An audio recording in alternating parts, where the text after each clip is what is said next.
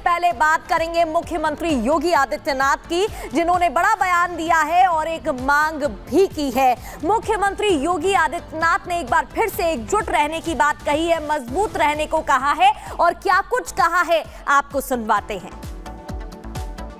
चुनाव चल रहे हैं और चुनाव में दो महागठबंधन आपस में लड़ रहे हैं,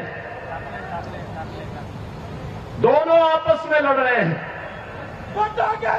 एक तरफ महायुति गठबंधन है, प्रधानमंत्री मोदी जी के नेतृत्व में भारतीय जनता पार्टी, शिवसेना और एनसीपी एक तरफ यह गठबंधन है और दूसरी ओर महाअघाड़ी के रूप में महाअनाड़ी गठबंधन है।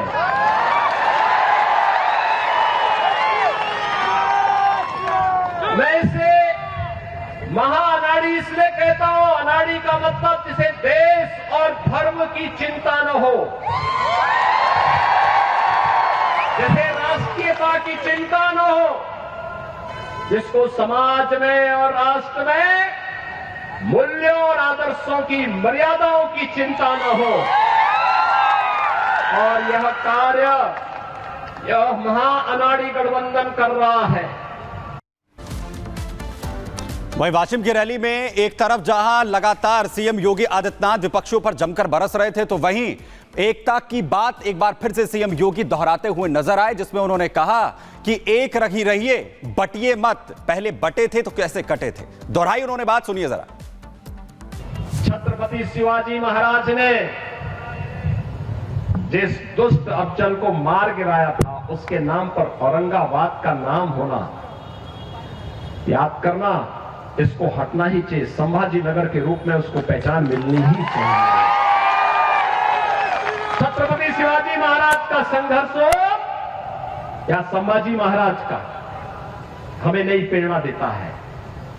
और छत्रपति शिवाजी महाराज हम सबको एकजुट करके लेके गए थे,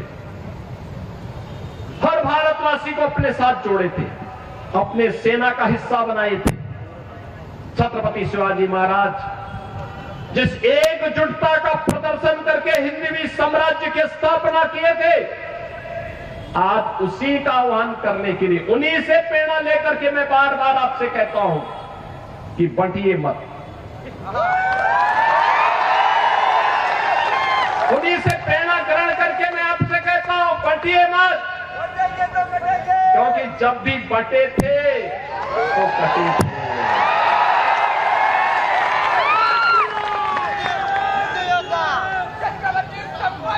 एक है तो नेक है,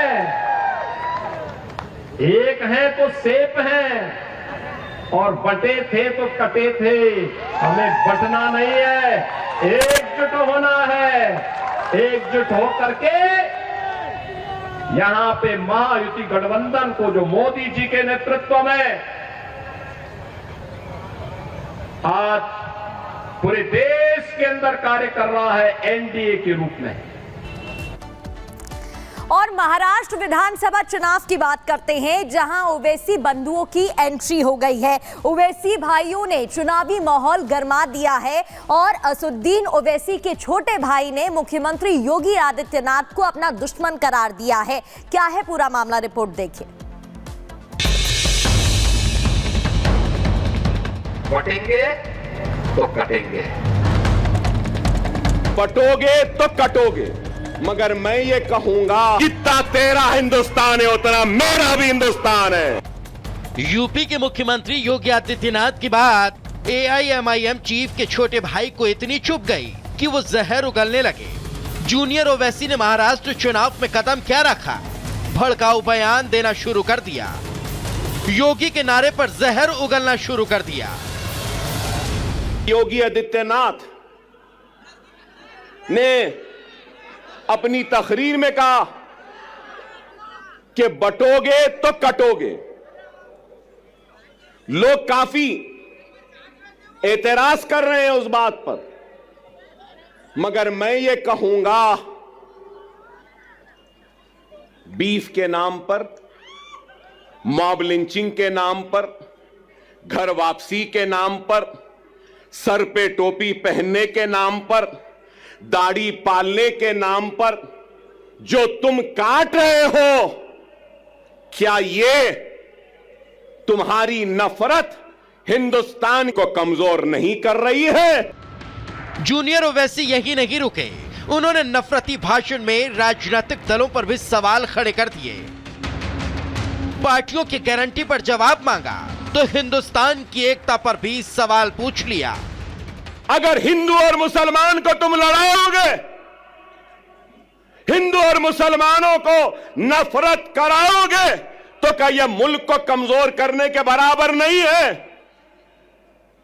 और अगर मैं कह रहा हूं, मैं अकबर ओवैसी मुसलमान इस मुल्क का किराएदार नहीं है, मैं कह रहा हूं नरेंद्र मोदी, ऐ योगी, जितना तेरा हिंदुस्तान है उतना मेरा भी हिंदुस्तान है। औरंगाबाद में अकबरुद्दीन ओवैसी ने होने वाले चुनाव का पहला भाषण दिया और ऐसा भाषण दिया जिससे आने वाले दिनों में सियासत गरमाने वाली है। यह कोई पहली बार नहीं जब अकबरुद्दीन ओवैसी ने भड़काऊ बयान दिया हो। इससे पहले भी 2012 में तेलंगाना में विवादित बयान दिया था जिस पर केस दर्ज हुआ और वो जेल गए, लेकिन बाद में कोर्ट ने उन्हें संदेह के आधार पर बरी कर दिया था। Bureau report, Republic Bharat. और इंडी गठबंधन के पास कोई काम नहीं है, इसलिए महिलाओं पर अभद्र टिप्पणी करते हैं। बीजेपी की वरिष्ठ नेता स्मृति ईरानी ने रिपब्लिक भारत से बात करते हुए क्या कुछ कहा, सुनाते हैं।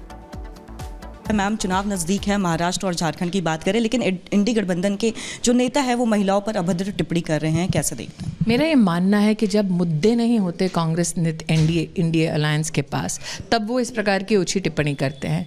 महिला से लोहा लेना है तो मुद्दों पर लीजिए, इकोनॉमी पर बात करिए, इंटरनल सिक्योरिटी पर डिबेट करिए, इंफ्रास्ट्रक्चर पर चर्चा कीजिए। चाहे सीता सोरेन हो या शाइना एनसी, इस प्रकार की ऊंची टिप्पणी करके किस वोटर का भला कर रहे हैं इंडिया अलायंस के नेता? मैम, एक तरफ तो इंडी गठबंधन के नेता इस तरह के बयान दे रहे हैं, लेकिन वही दूसरी तरफ प्रियंका गांधी ये कहती हैं लड़की हूँ, लड़ सकती हूँ, लेकिन फिर चुप्पी साध लेती हैं। नेता हैं जो तब नहीं बोले जब इनकी पार्टी में मीनाक्षी नटराजन जैसी नेता का सार्वजनिक अपमानित पुरुष नेता ने किया। जब अपनी ही अलायंस में महिलाओं का ये सम्मान सुनिश्चित नहीं करते तो भाजपा ने एनडीए में महिलाओं का सम्मान करना, इनसे अपेक्षा करना बेवकूफ़ी है। मेरा ये पुनः मानना है कि एक तरफ नरेंद्र मोदी ने 33% आरक्षण का बिल पारित कर महिलाओं को और बुलंद किया है देश की राजनीति में। आपको महिला के साथ प्रतिद्वंदी के नाते वाद विवाद करना है तो मुद्दों पर कीजिए। वो लोग जो हार साफ देखते हैं वो ऐसी ऊंची हरकत करते हैं। तो मैम, क्या लग रहा है इस तरह की जो टिप्पणी की जा रही है तो चुनाव में क्या असर पड़ेगा? वोटर जवाब देगा मुंह तोड़। सरकार तो भाजपा ने तो एनडीए की बन ही रही है, लेकिन मेरा ये मानना है कि ये सिर्फ महिला वोटर का मुद्दा नहीं है। हमारे देश में, हमारे समाज में पुरुष भी हैं जो इस प्रकार के अपमान का कहीं ना कहीं मुंह तोड़ जवाब देंगे।